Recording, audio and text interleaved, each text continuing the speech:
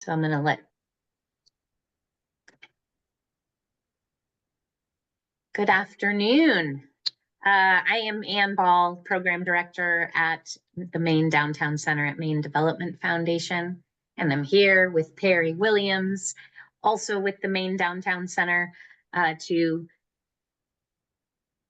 give you a webinar, give you a 45-minute quick learning opportunity from insight to impact, surveying downtown businesses for better support. And I think we're also going to talk about some other ways of engaging businesses in our downtown communities. And we have a great cross section of all of you here.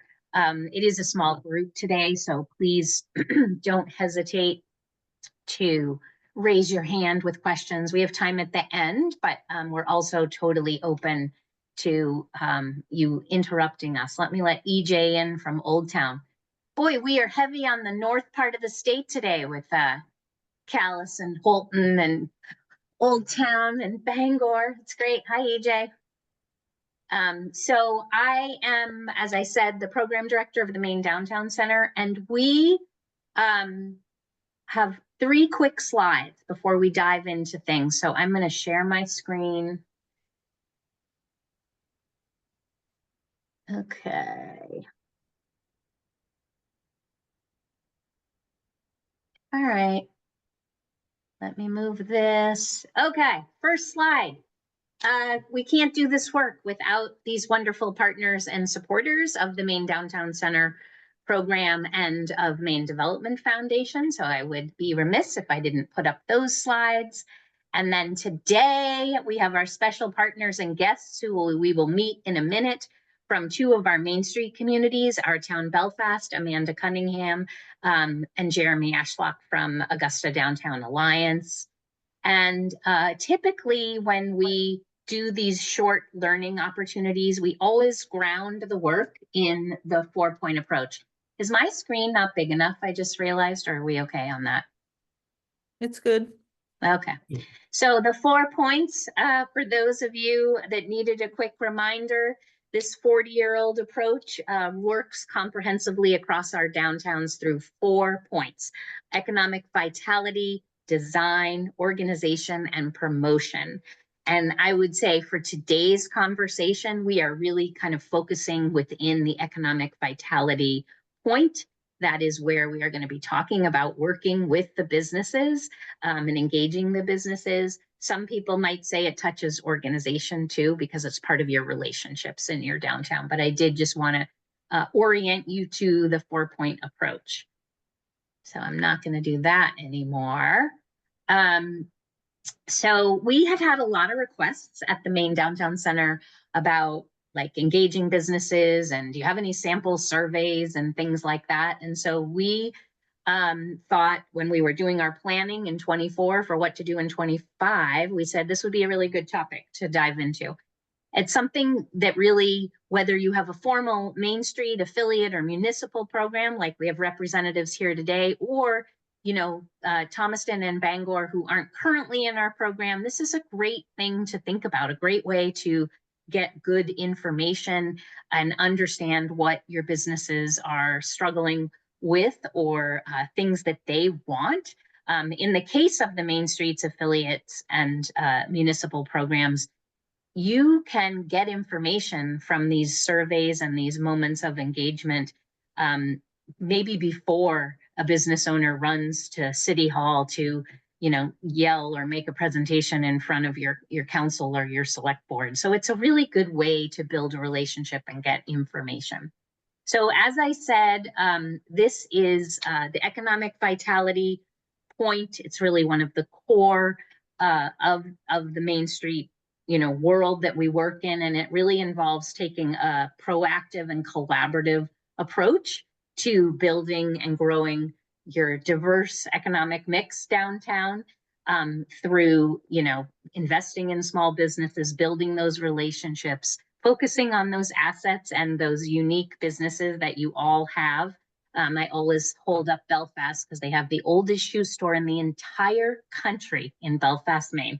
So these are unique things. You all have this going on. So we really think about this work of you got to create an inventory. You got to go know what you have, both from business mix and type of business. Is it service? Is it retail? Is it food? And so some surveys are like a complete inventory of what you have for businesses, and that can be really valuable. And Perry, I think one of the sample surveys, and we'll give you this all after the meeting, we'll collectively give you a folder, but I think one of the surveys that we're including is Main Street America's inventory sort of form. And or is that one? Yeah, that's the one. So that's one way to do it, right? Just really look at an inventory of what you have. You can collect photos, you can find out who the current business owner is, and also look at their buildings and do they own it, do they rent it, that kind of thing. There is a program called Booms Tracker. Has anybody investigated that? It's through Main Street America. EJ, Patrick, okay.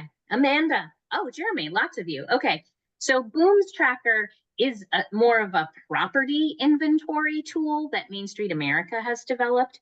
And that is also something to think about in the inventory space when you're looking at gathering data. And do one of you want to comment, one of you who's used it the most, to tell me how you've used it and how it's going? It's a tool that's in progress being built from Main Street America. Anybody? I'll call on you. I'll Thank happy. you. Thank you, Amanda. So we had some issues at the beginning with our boundary, so we haven't had it available for as long as it's been available. Well, once that was corrected, it's so easy. It's super easy to plug in this information. I have only done 4 properties, but they were the 4 that I, off the top of my head, could easily get into. But I would say it took less than 5 minutes for each. And now I just need to start carving out a little more time every few weeks to get in there and spend an hour and build out more. So 2 questions to share with everybody. What is it you were entering for that business or property? It's everything about the building, how many floors, who the owner is, what you accepted on a map, because it's already outlined the downtown using GPS or whatever mapping stuff is out there nowadays. There's probably, I think, 20 different questions, and off the top of my head, unfortunately, I don't remember all of them. But it's just anything that you can think about for the business. Is it occupied, or about the building? Is it occupied?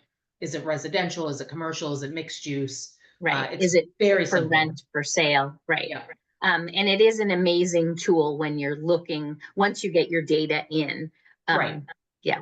That's and I'm using that in conjunction with our economic development department here at the city of Belfast. They're super excited about it. So they constantly are asking me if I've gotten the data in there yet. Great. And, as a reminder, it's so easy that often you can find board members or volunteers on like an economic committee that would be like, yeah, I will totally do that. So it is a great tool. And I think a lot of people are still learning how to use it. So thanks for sharing that, Amanda. So the other thing, in addition to inventory, is actually diving into the survey, right? The surveying your business owners, your residents, like these are all things that we do as part of downtown revitalization. And today we're going to narrow in a little bit more on some examples of surveying businesses and what that looks like. So with that, I would really like to introduce our speakers. And the way we're going to do this is I have some questions for them. They're going to respond.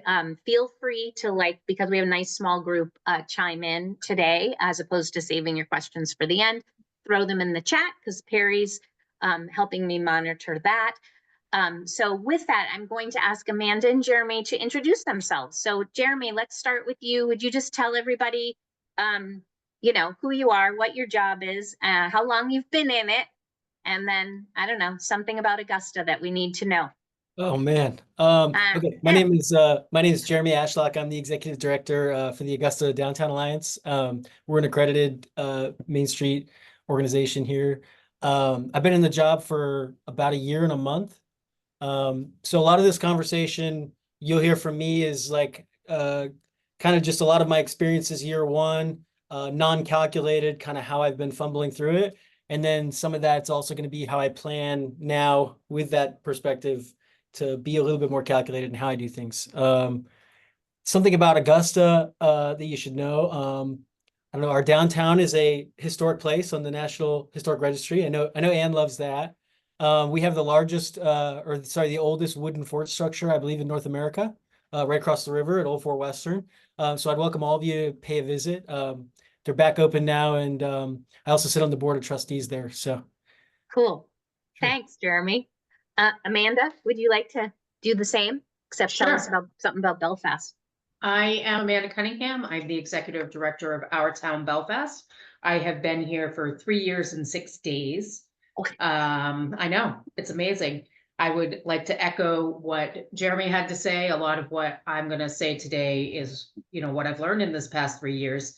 And some of it might seem like, oh, you should have learned that in year one, but the thing that I've learned about this job the most is there is no time frame for any of it. It changes so much every day. I haven't done a single thing today that I thought I was going to, except this. Well, And something about Belfast, we have the longest contiguous block of historic buildings in the entire state. So we have this iconic view that if you just Google Belfast, you'll see it. It goes right down our main street. We run directly into the ocean at the bottom of Main Street. That's where Yeah. our boat ramp is. So it's pretty you amazing. can literally run the main Run street right to the into ocean. it, yeah. There you People go. have. Great. Well, thank you both for agreeing to do this today. You both are full-time Main Street directors. You're focused on your core downtown historic commercial districts, and you do many things, as you just heard Amanda say. So for this webinar, we're diving into small business engagement, and I would like to ask you both about the amount of time, roughly the percentage of time you spend engaging with small businesses in some way. So that's the first part of the question. Just quick answer. What do you think? What's the time frame? Per week, per day, per? Percentage of time. I don't care. Percentage of time per week. Let's do it that way. First, I'm gonna say it's not enough. yeah, It's Okay. never gonna be enough. But I would say probably 5%. Okay. Which is definitely not enough, but I have to do all the other work. Okay. So. Jeremy. I was gonna say about 5 to 10%, and the 10 was to make it look a little better than 5. But yeah, I mean, I think also maybe Amanda experiences this too. You get the 5 to 10% planned interactions, but then the unplanned they kind of flood your docket on a, you don't really know when basis. So you do have to be a little bit guarded on your time, to structure that in some way. So I would say regularly 5%, Interesting. Okay. And Jeremy, while you're talking, what do you see as the benefit of doing this work? The work with businesses, you mean? Yes, Yeah. work of engaging businesses. Well, the folks that created this organization, the Augusta Downtown Alliance, as well as the revitalization efforts that the community who also bought into this effort want to see, is centered around the economic activity of downtown. And so really, in order to North Star that or really focus our work, I mean, we have to treat our businesses like one of the most important stakeholders, so obviously, like, people come and go. You have some folks that have been here for 15 years, other folks that have been here for 5 months, but in general, folks want to see that momentum. And when you're working with the businesses, you're understanding kind of what they want. You get to be kind of that person with the finger on the pulse that everyone in the community looks to sort of help solve these issues related to the businesses. So there's a lot that goes into working with the businesses, but people are rooting for small businesses here in Augusta. So I am tasked really with being that guy to root for them and make sure that the scene is set well for them to perform, Yeah, and you listen to them, right? I mean, a lot of times, I think, but I'll transition to Amanda to just answer, like, what do you see as the benefit of spending Exactly time with what you businesses? just said. I was gonna say, getting to hear the good, the bad, and the ugly. Okay. And I tell people that because I often have, parking in everybody's downtown is always a contentious issue. And everybody here knows I will flat out tell you the truth on anything, and I'm constantly talking out of both sides of my mouth because I have to appease everybody. But you know, I want to hear what you think about it so then I can react to that, even if it's bad. And I often get businesses say, I know you've got to make everybody happy, so I don't want to complain to you. And I'm like, well, I can't fix it if I don't know what you have to say. And I'm pretty easy to talk to, for the most part. So I think people really respond well to that. And to echo off what Jeremy was saying, you know, a lot of it is not planned time that I meet up with people. So that 5% is on average throughout the year, I would say, per week. Because there are some days like tomorrow, I don't expect to even sit down at my desk at all because I'm going to be out doing so many things. So that's 8 hours of just engagement in different businesses. I'm going to be exhausted. I'm going to hate myself at the end of the day and look forward to the weekend. And it's all, but I'll get a lot of information out of that and I look forward to it. That's great. Really important to be on the ground out in the world for sure. So let's dive a little bit deeper and really think about the ways that you guys engage with businesses. So Jeremy and Amanda, will you share not the details at this point, but the thing? What are you doing? You know, when we say engaging with businesses, what do you have going on? Amanda, we'll start with you. Okay, I'll start. Yeah. So I spent last year spending way too much time in my office. So my goal this year has been, and the rain has deterred this immensely, is to spend at least an hour a day out walking the streets. Even if I'm not in a business, the businesses are seeing me and they're often coming out and just saying, hi, how are you? That is the biggest thing that I've been doing so far this year. The other thing that we've done is we've introduced a business coffee time once a month, and that's drawing in about 20 different businesses, and it's a mix every month. That's great. So that's been a huge, huge asset this past year. So both organic, walking the Yep. street and seeing what happens Organic in and planned. conversation, and a planned event. That's great. Yep. Jeremy? Yeah, I'd echo Amanda on that. I get the mail every day, which is kind of down the strip. And so I use that hour. Like as soon as I show up to work, I go get the mail.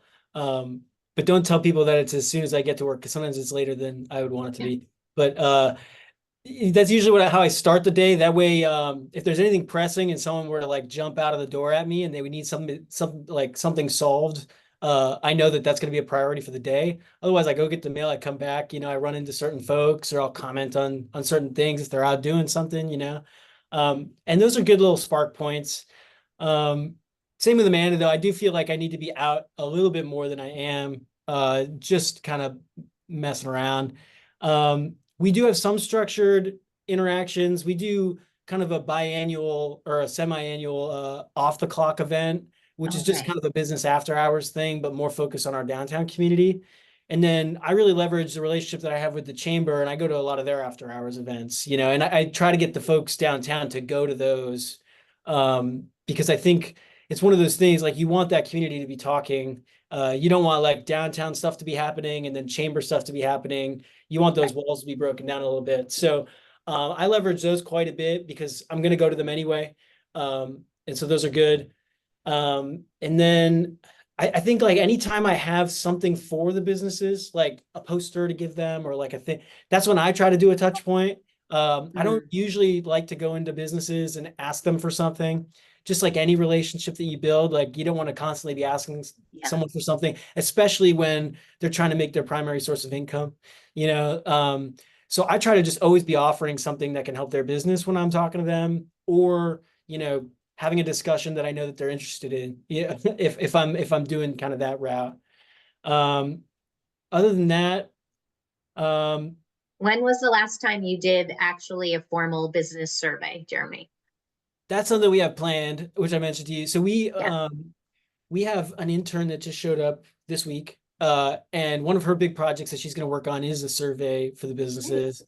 We're going to collaborate a little bit. Do you want me to go into the whole survey thought process or just? No, I just want to know like your timing. So you're oh gonna yeah, do so that'll happen summer? This summer. Yeah. Great. Great. And Amanda, when was the last time you did a survey in the community?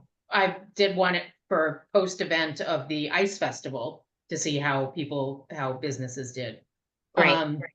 Yeah, that's it. I wanted to add something real quick. Yeah, please. One of the big things that I do that Jeremy just made me realize is it's not a lot of time, but I pop in to share information because we have a Google email group that nobody responds to or very rarely responds to. But it's crucial information that they need to know. Like we've got a big parade coming through in 2 weeks. Many of them have already gotten a poster, but I'm going to go in a couple of days before and remind them, like, you haven't geared up for this. We're going to guaranteed to have, 1,000 people in our downtown district because of this. And it's not something they're used to. So they Yeah. always have to have that constant reminder. So that's Yeah, a big it is job. great, as Jeremy said, not to always be asking for something, but to drop off something, whether it's like, hey, here's the list of events that are coming to downtown over the year, or as you're prepping them for your big parade, and this is what that means. Those are great touch points for sure. And there's so many ways to engage with businesses. And we're just, talking about a number of them. I think the surveys, you mentioned a survey, post-event survey.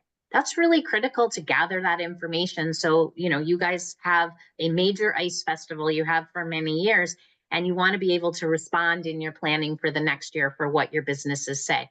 Oh my God, we hated it, or oh, we loved it. Here's why. I mean, just trying to get a little more granular. And Jeremy, your intern is doing business survey that's going to be a little more general, I guess. I would like to hear a little bit more about it. Yeah. So, okay, again, Amanda now reminded me of something. Well, we have like a Facebook group chat that like all the vendors, some of the residents, some of the landlords are in. So that's usually where I do the perusing of like an informal survey about an event, like, hey, everyone, how did it go this weekend, or things like that. The survey we're going to be doing this summer is a lot more structured. It'll be centered around, so it kind of got brought up for use because, so I'm in the Augusta Teen Center here. This is where our office is. We do a lot of collaboration with them because of that. The executive director here is on our board, and he came to me, and one program that he's interested in exploring with his teens is, when there are workforce needs amongst the different kinds of employers down here, are there things that they could maybe anticipate, train the teens for, and then have them be able to kind of fill in some of the gaps. They have a commercial kitchen here, for instance. So, if the diner needed a dishwasher on a Saturday, thinking about those logistics. So Chris was interested in exploring that and exploring kind of what Really skills cool. are needed on an ad hoc basis a lot. What sort of things could they think about discussing with the teens? That's Um, great. that Really kind of cool started to it. think about supporting workforce initiative basically for unique needs of the businesses, whether it's during a certain time, certain event. But that's great. And of course, your teen center is equally mission driven to help the teens in the community. So that's a great project, Jeremy. Yeah. And so that's how it started, the kind of the nucleus of the survey. We also have an organization here in town called the Capital Clubhouse, which some of you folks might have a clubhouse in your town. They essentially help folks with, mental disabilities or just challenges, or folks that are just uprooted and they need some assistance with employment placement. And what they do is similar in a sense that they get someone placed with employment, but they also have a staff member that gets placed with that person. So if they can't show up to work someday, or that staff member can kind of backfill for them until they're kind of on a sustainable path. And so we're going to work with them as well with the survey and kind of, again, like double down on the workforce aspect of it. But then amongst that survey, we're going to use the touch point as a way to get some other data from the businesses. So we have the survey, or the data that we need to collect on a semi-annual basis for the downtown center, which is usually a lot of estimating, especially regarding the employment numbers and like who's down, who's up. And I think this would be a good opportunity for us to think about, while we're offering them something, while we're thinking about ways to help them fill needs, we can ask them some of those questions that are maybe a bit more prying, or, a little bit, they don't want to take the time to answer them kind of thing. So we'll also nestle our own organizational needs inside of the survey as well. Great. Be kind of tactical about it. That's great. And obviously, for those of you that aren't Main Streets, the Main Streets are required to collect reinvestment data. That is a lot of things, new businesses that have started, construction projects. Are they using, public or private funding? And they ask about employment, like how many, employees or jobs were created in this reporting period. If you have a new business that opens, you're like, oh, that's whatever, how many new employees. So that's what Jeremy's alluding to. And that seems like a really logical thing. So of all the time that, Jeremy and Amanda, that you spend doing business engagement, what do you think? And Jeremy, with a survey pending, you don't quite know the answer yet, but what do you think yields the best and most useful information for you as a downtown revitalization organization, for you and your organization? Like what do you think's been really impactful? I'll take that. Sure. So, it wasn't just from the event, the Ice Festival event survey. It's more from the in-person. That's where we came up with when we reestablished our EV committee, which had been defunct for a little while.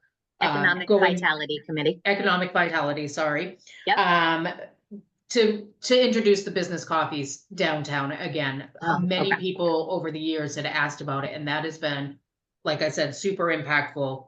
We started out strong. They said they wanted topic driven. They wanted it to be different than the mingling with a chamber event, which is usually filled with bankers and real estate agents and nonprofits looking for bankers and real estate agents. So they wanted it to be more tactical than that, but then nobody showed up. Huh. For 3 in a row, nobody showed up. So we pivoted, and now we've just made it a peer-to-peer conversation that we facilitate. And it has been so helpful. I've got work planned out for a whole year for the EV committee because of what this group is now giving us. So That's I highly great. recommend getting as many people together as you can to get what you're looking for. It's way That's better really than a great. survey has ever worked out for us. Just show of hands, how many of you on the Zoom today do some sort of business gathering, I guess, small business coffee, or obviously Jeremy and Amanda both do. EJ, yep. Anybody else? Alan and Brad, yep. So in Thomaston and Bangor, great. Just beginning in Thomaston. That's great. That's what it is, a conversation. And Jeremy, what do you think so far has been, since your year and a month on the job, has been the most impactful business engagement technique that you've used, and that yielded what? I think it's been the small meetings, the small person to person, very informal things. And a lot of that has to do with, part of our job that we've found ourselves doing in the community is being sort of the in-between between the city's needs and the business community's needs, and for better or for worse. But what's great about the informal conversations is I can get those small like hints that someone's maybe not satisfied with something, or someone's maybe like, ready to break down a wall over something, but they haven't indicated it to anyone otherwise. And you could kind of either, for lack of a better term, you can kind of pacify that worry, and you can kind of help them see a brighter future, or you could take that concern and you can ensure them that it's going to go to the right place immediately, so that it doesn't need to kind of continue to snowball.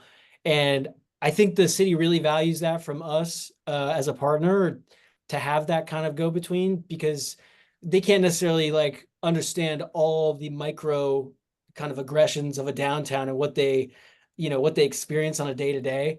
But they do like a filter so that they can respond to the ones that they can actually respond to, And So, that, yeah. Yeah. And I think, so that's been for me, like the most useful conversations have just been those small things to keep folks focused on their goal, so they're not getting distracted by this retaining wall that needs to get fixed. I can give them a quick answer, or a sidewalk that need, because it's really easy to like look out your window instead of inside of your shop, and think about all these things that are someone else is doing wrong. But at the end of the day, like I do like to put the spotlight back on folks to be accountable for what they're doing, and those kind of conversations help me do that in a manner that's much more appropriate than like a public, like a public meeting setting or a planning board setting, or things like that, Sure. where So things are already bubbled up to the point where they're showing up to something. you know. You said the thing that's the most impactful are the small meetings. Would you just define that? Are these informal? Are these your Yeah, the after informal hours? bump-ins or the Okay. group, the Facebook group chat from the Okay, so slightly that's more what you're aggressive talking about. tone than normal kind of So you smaller scale and sometimes in person, but Yeah. more individual. Okay, because great. usually you hear someone's like you just get that sentiment analysis kind of really quick, like someone's not having fun right now, Yeah. or someone's having a great time, and you can pass that along too. I shouldn't focus on Okay. just the negatives, You're So gonna get can you- more honesty from a small group. Yeah, That's what yeah, I think absolutely. it comes down There, to. that's Or a right. group Great. of similar minded folks. So if it's just the business folks and other people aren't present, I think you'll get way more of a Amanda could probably speak to it better than I can, but I think you'll get a much better honest approach from just the business owners versus if you convene too many types of folks too fast, Good point. So, Jeremy, do you have, and this is a question for you too, Amanda. Do you have an example, Jeremy, a story of some piece of information that you gathered from one of these small gatherings that you actually saw change or you saw action or can you give an example of something that happened as a result of your business engagement? Well, like one that came up really recently, which is like really a really small example, but one that I can easily point to, Yeah. is businesses. Like we had an event downtown. It was a private actor that did the event, but the businesses were excited about the event. But that event didn't do any posters for the event. And so the business community told me like, when we do events down here, we got to have posters, because Huh. I have an older clientele that comes through and I could have shown 200 people that day that it was happening. But they don't go on Facebook, or things like that. Fair So enough. they have their finger on the pulse even more than I do of the people that are coming down to visit them, and they're advocating for their customers to give them the experience that they want their customers to have down here. Yeah. So, the city recently did a thing and I was like, got to have posters, and so the Yeah, city yeah. came up with posters, they No, did it's it, a great, and it's then a they give it great to me. reminder. I Yeah, hand it out, you know what I mean? Yeah. So I know they want them, so I'll dedicate the time to handing them out instead of making someone from the city do it, but Yeah. yeah, that was an easy one. Great. No, it's a really good example. And like you said, it reminded you like, oh yeah, that's that clientele that doesn't whatever have Facebook or something. Amanda, do you have an example of something that you learned, changed action from business engagement? Yeah, back to the parking issue. Yes. We are actively working right now with a business here in downtown. You get into Belfast and you have no idea that we have a large free public parking lot. That is, you can be in there for unlimited amount of time, during the high season. You don't know it's there until you're almost to the water. So people immediately park on the street. So we've been identifying, because we want to keep those spots open for people that are just coming and then leaving. The salons, our lawyers, the service areas that we have. But we've been working with a business that's right next to the parking lot to be able to put a banner on top of their roof because it's the perfect height that will say park there, eat here. They're a restaurant. Great. We just started the talk about it and other ways that we can enhance our free parking because it doesn't say free anywhere. So I've worked with Public Works. I've created just using one of our old yard signs, the back side of it that I've spray painted a color that matches the sign and then put on some reflective free letters that spell out free. So now you know that it's free because nowhere, Oh, and there's like 10 signs in there and not a single one said free parking.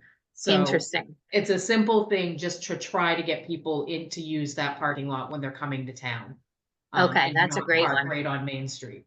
So I'm going to ask a follow-up because I know what Denise is thinking. Denise wants to know, right, Denise? This is Callis. What you do when business owners park in front of the building all day while their business is open and there's no parking for the visitors. And we can't go too long in this rabbit hole, but I could not ask you that because Denise had emailed about this. I'm talking to them all the time, like, stop parking there, stop. I'm not nice about it after a little while. Like, you're just making everybody look bad and you're like, everybody knows it's you that's doing it. So you're not making friends on Main Street. I actually have it, I've got my meeting with my city manager, my monthly meeting at 3 o'clock today, and it's on my list on how do we start enforcing this, and can we get our police chief to go and start talking to these people? Oh, Yep, okay. because it's not necessary for them to park there. That's what Denise says, right? Yeah, We're looking for ideas. We're going to mention it at tomorrow's Friday optional Zoom too, Denise. But clearly you need to talk to Amanda. anytime, Um, Denise. So, let's see. Do either of you, Jeremy and Amanda, have anybody else in your sphere, a committee volunteer, a board member, who work on this effort of business engagement with you? Or is it just pretty much you? Go ahead, Jeremy. Sure. So a lot of our board members are the business owners down here, so that helps. And I was on the board for a couple of years before I was in this job, so I do kind of already understand some of the peer connections and some of like the network effect down here. So I don't necessarily like task anyone directly with these things, but I Yep. will ask folks how someone's, that I know they have a close relationship with this or I might leverage their network, and ask them kind of questions to get some intel kind of thing. Right. But yeah, I mean, we just started, as you know, and like some of our committees were a little bit dormant. Once we had we had a 6 month for everyone on the call. We had a 6 month vacancy in the director position. And so while that happened, a lot of the committees went sort of dormant, and we've been kind of getting them back up and Yeah. going. And so Economic Vitality just met for the first time in like a year, a couple months ago, And we asked you to be Ed a hates guest hearing on that. this webinar? No, I'm kidding. Yeah. But no, I mean, it was a very productive first meeting, and we, well, I don't need to go into that all, but Yeah, maybe in the Q&A. that's great. But yeah, it was great. So we'll Amanda, what channel about it through you? that. Other, anybody else Same, working on this? I have some board members, that we just had our sidewalk sale, so Colby Horn, who is a board member, and he owns the oldest shoe store in America. His job on those days, or before big events like the Ice Festival, is he walks around and he gets people excited about it and just kind of spreads that word and about how important it is. Okay. And that Our Town Belfast has been doing all the promotion. You guys now have to do your part and actually like get on social media and really build it up and do those things. So he's a big help that way. I Great. also have a board chair that hands out invitations to the business coffee times. Yeah, love So that. that's great. He loves to just get out there and talk to people and just hand them out.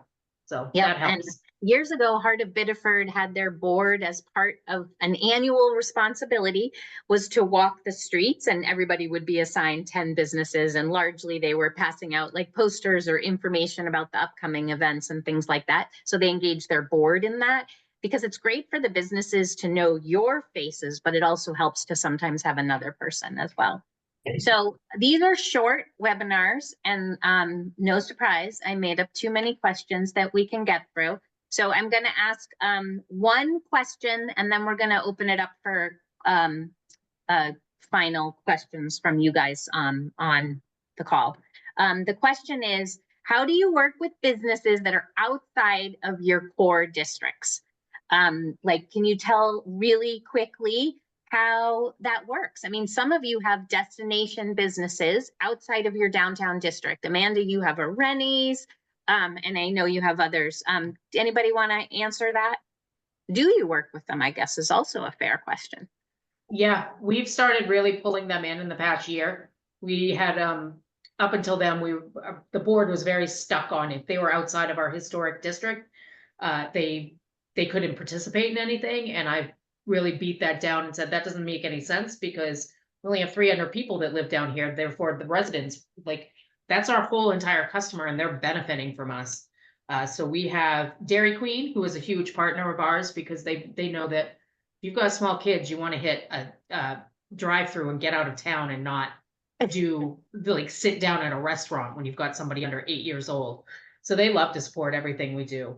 And one of our largest supporters is Stanley Chevrolet, because they're outside of there, but they understand that residents are drawn to this town because of the work that we do, and they're going to buy their car at the local dealership.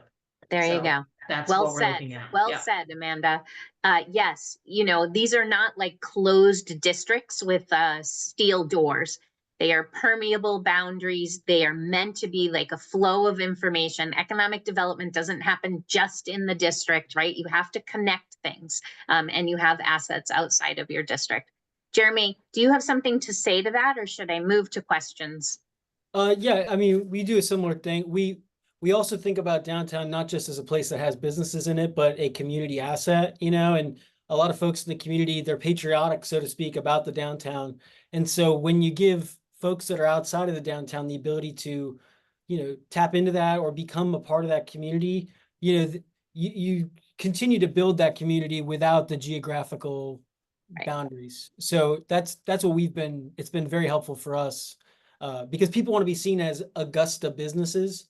And so when you partner with the downtown Augusta, that's the core, right? And That's a good way to put it. yeah. Great. So I would love to open it up for questions from everybody here. Type them in the chat, take yourself off mute. What are you missing? Perry has been putting in lots of excellent survey examples, and we'll again send those out afterwards along with a quick 3-question survey about the event, about this webinar. Questions? Anyone? I have a question. Hi, Karen. Yes. Hi, sorry about no video. I'm on low battery today. No problem. We don't have to answer it in this forum, but it would be interesting to talk more about how we motivate businesses to participate, whether it is a one-on-one, whether it is a business-focused event like a lunch and learn or a downtown, coffee time, or even participating in programs, not just Main Street programs, but also Rotary and Chamber and the city. I'd love to hear more about how people are getting people motivated. Is there some sort of incentive, prize, a Yeah, prize, getting that's a people to really talk good to you, question. I mean, Okay. there are good times of day and bad times of day to email and or drop in, but what would really, if anybody has any success stories? That's a great one. Yeah, just in the quick, any quick answers to, yes, we have done this work in our community and we know that businesses, I bet it's a range, but anybody have anything to add? And we'll make a note of that, Karen, because that would be great for us to dig into. I think depending Nancy. on what the business, Oh, depending on what the Jeremy, go business ahead, then does- Nancy. Oh, I'm sorry. Yeah. Depending on what the business does, you could just contract them for some of their work. Like if you have a small luncheon you're doing and they're a restaurant, just pay them for the food, and kind of it almost forces them to get involved. But showing them that there's a value to the organization that could directly affect them by way of a direct purchase. I mean, I don't know. It's a good way to give something before you take something, or give something before you ask something, Yep, very true. Nancy, were you going to add to that? I can get off mute, yes. This is going to sound kind of simplistic, but I've seen this in multiple organizations when I was at the Chamber, in Rotary, different things. And the simplest way is to ask them. I've seen more times with different organizations, it's like, oh, well, why didn't you get involved in that committee? Nobody asked me. Why Yeah. didn't you join Rotary? Good Nobody point. asked me. Yeah, So good point. People sometimes like it's to be just asked. remembering to say, would you like to attend this? Would you like to be involved in this? Yep, good point. The power of the ask. So it is time. These are super quick learning opportunities. So Perry, I'm going to ask you to stop recording, and I will hang out for a few minutes. If anybody has other questions they